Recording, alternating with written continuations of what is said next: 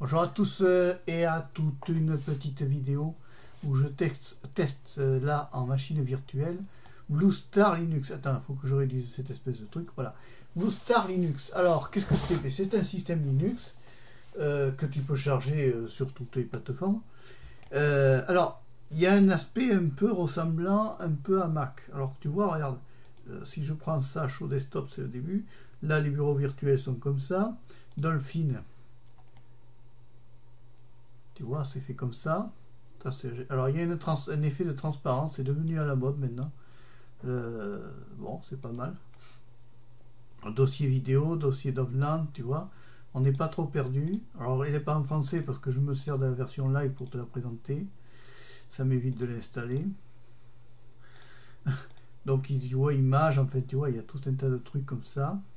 Audio, tu vois, tout est classé, vidéo. Alors, on peut dire que le thème par défaut n'est pas très joli, mais ça, on s'en fout un peu. C'est pas moi c'est pas ma priorité si tu veux. Quand je teste une distribution, quand je découvre une distribution, c'est de voir comment c'est classé. Donc là, sur le répertoire Home de base, tu découvres que tu as le bureau, les documents, Dovland de téléchargement déjà installés sur le bureau. Donc apparemment, on peut déjà mettre les icônes, tu vois, sur le bureau. C'est bien parce que c'est déjà pré-classé en quelque sorte. Donc à la limite, un créateur de contenu comme moi, si je prenais cette distribution en version dure, tu vois, j'aurais déjà les principales choses installées. Alors là, il te met un hard disk espace usage. Je pense que c'est pour te dire l'espace disque qui reste quand c'est installé. Ici, donc, on a un Dolphin de quand? Quelle version de Dolphin? Alors attends, on va aller voir peut-être par là. Attends, on va regarder ça peut-être par ici. Non, c'est par où? C'est pas ici. Non, c'est pas ça. C'est ça, c'est ce bouton. Voilà, non, c'est pas ça. Non, c'est pas ça non plus. Où est-ce que c'est ça? Ah voilà, help. About Dolphin. Quelle version est le Dolphin? 19.3 pour 19.08.3. Voilà, donc c'est classé par catégorie. Hein. Voilà. Donc ici, j'ai découvert un espèce de petit truc là, sur en haut à droite. Un petit menu qui te permet de découvrir d'autres applications, tu vois. Tu peux ajouter des widgets, on va aller voir ça. Puisqu'on est en version live, on va pas se gêner. Widget, ouais, d'accord. Donc oui, ce sont des widgets. Alors c'est basé sur du KDE. Alors, est-ce qu'il y a le terminal là-dedans? Je sais pas. J'ai pas regardé. Je découvre en même temps que toi. Hein. Système. Trash, ça c'est la poubelle. Est-ce qu'il y a un terminal? Pas de terminal. Customing, configure desktop, activité, addition widget. Oui, ça c'est pour additionner des widgets sur le bureau. Configure desktop. Voyons ça. Qu'est-ce que c'est ça? Configurer le bureau logiquement. Alors voilà, ça c'est du plasma. Ah, on a les jolis fonds d'écran. Alors on retrouve bien sûr le fond d'écran de KDE, puisque c'est une distribution basée sur KDE. Ça, il n'y a pas de souci pour ça. Alors il y a des écrans forestiers, des jolis fonds d'écran. Les écrans du reste qu'on connaît chez KDE. Le look. Alors, pas terrible le look. Non, non, cancel. Le look n'est pas très. Ça serait presque un look à l'allemande. Tu vois, et le vert allemand, un petit peu. C'est pas bon, enfin, pour moi, en gros, le look n'a pas d'importance. Si tu veux. Moi, ce qui compte, c'est que la distribution soit fonctionnelle et qu'on puisse faire des choses avec. Ah, console, là, voilà. On va savoir la version du noyau. Alors, est-ce que dans la version 1... Ah oui, bah évidemment, le clavier n'est pas en français, donc on s'en fiche. Super. Bon, mais tant pis. Système. On va aller voir ça. Ah, voilà le système setting. Donc là, tu as tout un système qui te permet de gérer tes icônes, tu vois, apparemment. Icônes, tu vois, on doit pouvoir configurer les icônes. Voilà, tu as un choix d'icônes quand même assez vaste, n'est-ce pas? Si on prend les icônes oxygène, Breeze, tu vois, tu retrouves un peu, on retrouve la gamme de KDE là. Hein. On va mettre Oxygen en icône, tac. Puisque là, par défaut, nous sommes en mètres. Et quand on fait des tests en live, on est automatiquement en mètres. Non en esclave, mais en mètres. Start and Workspace, oui. Windows Manager. Donc tu vois, tout est classé par catégorie. Il y a le Bluetooth qui est reconnu. Audio, on va aller voir comment c'est l'audio. Bon, là, audio, il n'y a rien du tout. Bon, là, c'est pas très clair, tu vois. On aurait aimé qu'il y ait une barre qui nous indique que l'audio fonctionne. Là, il n'y a pas de barre qui nous indique que l'audio fonctionne. Ça, c'est un peu fâcheux. Multimédia, donc dans multimédia, il n'y a que CD, ouais. D'accord. Printer, ça c'est pour imprimer. Renouvelable, ça c'est le truc. Ouais, d'accord. Plasma, Global Theme. Alors, Global Theme, voyons ce qu'il propose. Non, oui. Alors, thème. Alors, si je lui mets le thème Brise Dark, par exemple, voyons ce qu'il va me dire. Voilà. Ah oui, tu vois, ça change en thème Brise Dark. Oui, c'est déjà plus sympa, tu vois. Voilà. Audio, donc on s'en fiche un peu, parce que de toute façon, l'enregistrement, là, se fait par la Manjaro. Voilà. Alors, multimédia, qu'est-ce qu'il nous propose en multimédia? Pas grand-chose, tu vois. FLAC, ouais. Encodeur, d'accord. Vorbis, d'accord. Bon, d'accord. Les notifications, tu vois, tu peux les régler. Applications, tu peux régler toutes tes applications. Ouais, bon. Ça reste un KDE. Hein. Ça reste mais un KDE façon macOS presque. Alors on va aller voir le GIMP, peut-être, puisqu'il se présente. Quelle version c'est comme GIMP? Alors il faut savoir, c'est que là, c'est un 2.10. Donc là, il faut savoir, c'est que je fais la capture d'écran avec votre screen, ce qui abaisse un peu la performance de la capture. Hein.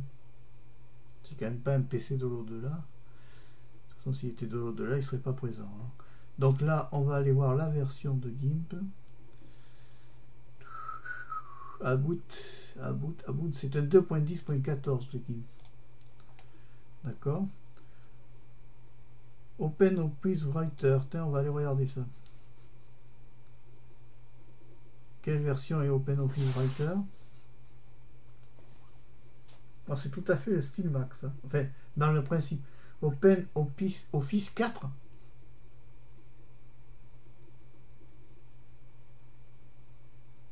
OpenOffice 4. 4.1.17.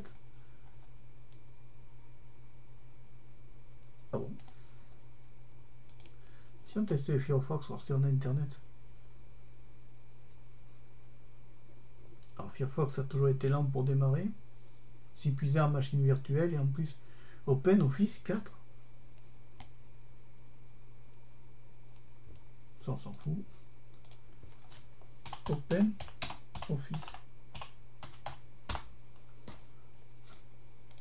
Quelle est la nouvelle version? 4.17. Donc la dernière version, tu vois, est de 4.17 et eux ils proposent un OpenOffice 4. 4.1.7, ouais d'accord, ça va. Ah bon, je ne savais pas qu'on était passé. Filzilla est fourni par défaut, Thunderbird fourni par défaut. Là, j'ai rien installé.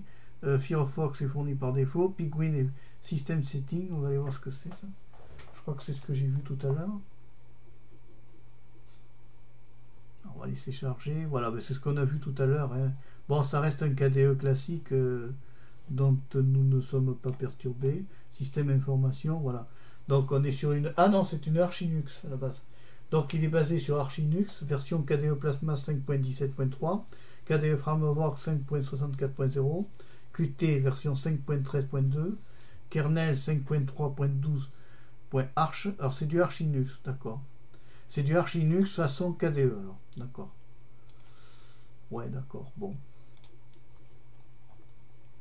Alors là, il y a un truc d'original, c'est que quand j'active tu vois le bouton de la souris ici. Tu vois, ça c'est le bouton de la roulette du milieu me fait bouger le. C'est pas un défaut dû à l'enregistrement, c'est la roulette qui fait déplacer les écrans virtuels. Ouais, bon.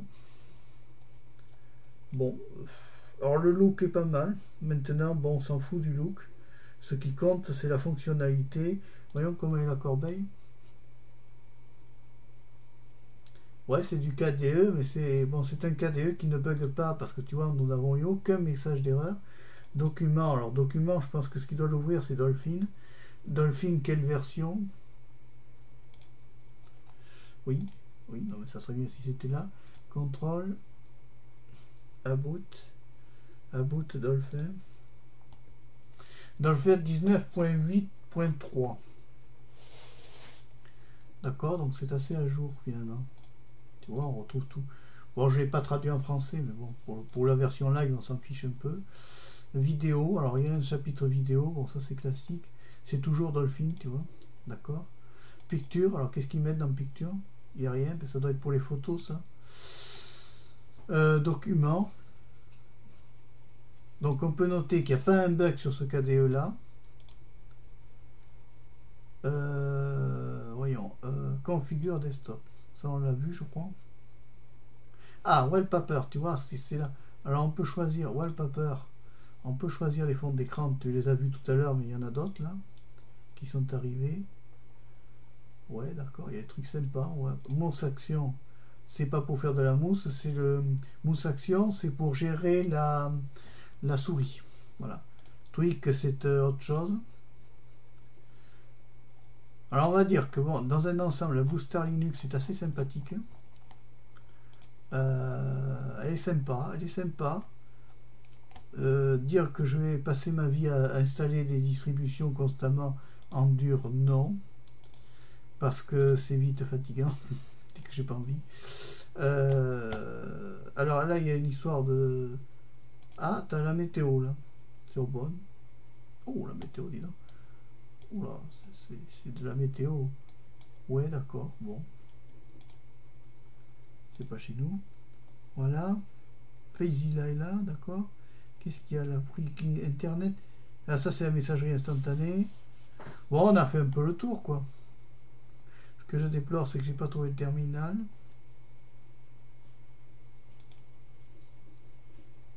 Show desktop, ça fait rien. Console. Ouais, mais comme je suis pas en français, alors tu vois, voilà. Ce que je voulais voir, c'est du Bluestar x86-64 que je teste. Kernel 5.3.12 Arch. Kawin. KDE, c'est un 1327 package. 777 mégabits, ça prend en RAM. Un processeur Intel Core, oui, c'est bien ça, i3. C'est bien ce que j'ai. Lux Root 124mm, d'accord. Et c'est bien une distribution basée sur Arch. Après, on aime ou on n'aime pas Arch. Chacun son choix. Moi, mon but, c'est de présenter la distribution. Ah, attends, je découvre autre chose là. C'est quoi ça? Un nouveau petit truc. Ah, c'est original. Et ça fait quoi? Ah, ben voilà le menu de KDE. Ah, sympa. Alors, bon, alors tu vois, ils l'ont mis en haut. Comme il y a le Doki en bas, ils ont mis en haut le truc de KDE. C'est sympa ça. Alors bon, là, ben, on retrouve un menu KDE, tout ce qu'il y a de plus classique, ultra modernisé par rapport à moi, ce que j'ai connu dans mes débuts. Hein. Ça, ce sont tous les logiciels fournis dans la version live par défaut. Donc qu'est-ce qu'on découvre? Développement, translation, ces mecs, oui, d'accord. Game, il y a des jeux. Cas patience, oui, ben ça, de toute façon, il en faut de la patience avec Linux. Color Paint, tu vois, tout ça c'est fourni, c'est préinstallé par défaut. Tu vois, alors Skype, Thunderbird, Firefox, Cachejet, Fizilla, là il y a Amarok comme logiciel, oui, c'est un vieux logiciel de multimédia, Amarok, Amadot, K3B, tu vois. VLC, c'est quelle version de VLC? On verra ça plus tard. Office. Alors tu vois là ils mettent un OpenOffice 4.17, OpenOffice 4.17, 4.1.7 plutôt. Hein. OpenOffice suffit largement hein, pour faire du traitement de texte. Il n'y a pas besoin d'aller s'embêter à payer Monsieur Microsoft Word. puisque maintenant OpenOffice prend en compte, on va aller le voir, le writer, puisque maintenant on sait que c'est là-haut, que maintenant OpenOffice prend... ah oui, non, il n'est pas installé, donc il faut l'installer. On s'en fiche. Voilà, finish. On va voir. Il va peut-être se lancer. Voilà, donc c'est un OpenOffice, on va aller voir ce que c'est. OpenOffice 4, bon, on s'en fiche. L'avantage, c'est que tu crées... Alors normalement, si tu fais ça, que tu fais Save Else, voilà, et que tu vas ici, dans les documents, tu vois que format Word 6 doc, alors DOC, et en sachant que maintenant on est passé au DOC, donc format Word PW, tu vois, tu retrouves tous les formats Word, donc tu peux te dire que quand tu es sous Linux, que tu crées un document sous Office, tu retrouveras tout ça logiquement, tu pourras quand même lire tes formats au format Word, et tu as un traitement de texte tout à fait correct et gratuit. Alors on est passé sur l'OpenOffice 4, cancel. Non, je veux quitter moi. Voilà, donc c'est tout à fait correct. Donc si je m'en vais ici sur Firefox et que je m'en vais voir quelle est la version de OpenOffice, voilà.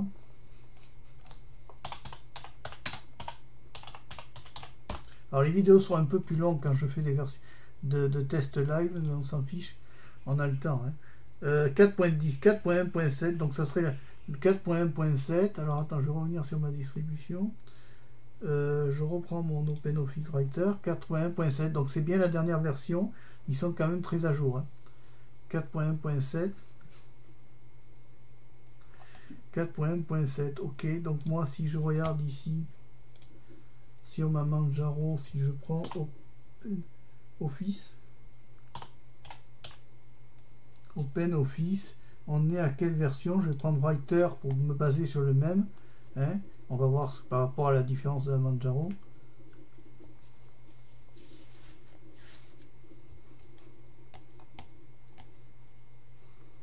Ta bouche. Ici, à propos.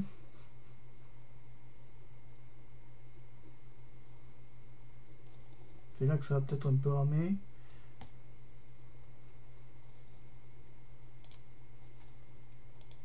Ah ben ça a bugué.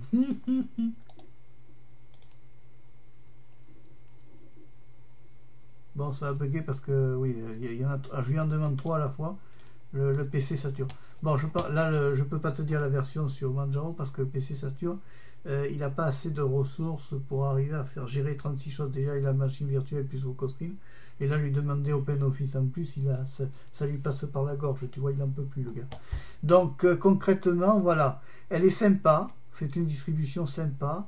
Basée sur un KDE qui ne bug pas. C'est pas mal. Elle est bien. Elle est bien. Elle est bien. Show desktop. Petite surprise de ça c'est pas mal comme concept. Alors tu vois, il y a déjà Calculator qui est installé sous la barre des menus. Ici, tu as System Loud 5%, volume 102%, anglais, Ibus Panel. Bon, c'est bien. C'est un KDE qui est bien installé, qui est bien.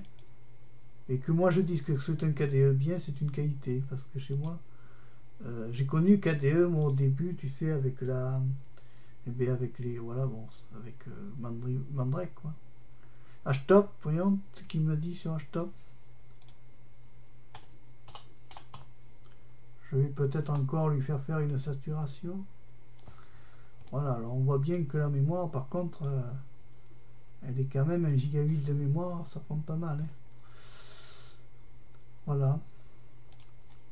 Bon, écoute, je vais m'arrêter là. On a vu un peu l'ensemble de cette Blue Star Linux.